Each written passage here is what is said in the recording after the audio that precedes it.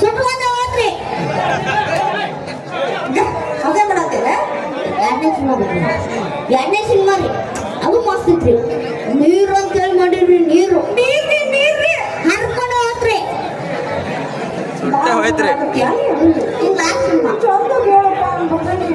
ಇನ್ನು ಮೂರನೇ ಸಿನಿಮಾ ರೀ ಲವ್ ಸ್ಟೋರಿ ಸಿನಿಮಾ. ಹುಡುಗ ಹುಡುಗಿ ರೊಮ್ಯಾಂಟಿಕ್ ಸೀನ್ ಒಳಗ ನಿಂತಿರ್ತಾರ. ಹುಡುಗ ಹುಡುಗಿ ಕಿಸ್ ಸೀನ್ ಇರ್ತೈತ್ರಿ. ಇವ್ರು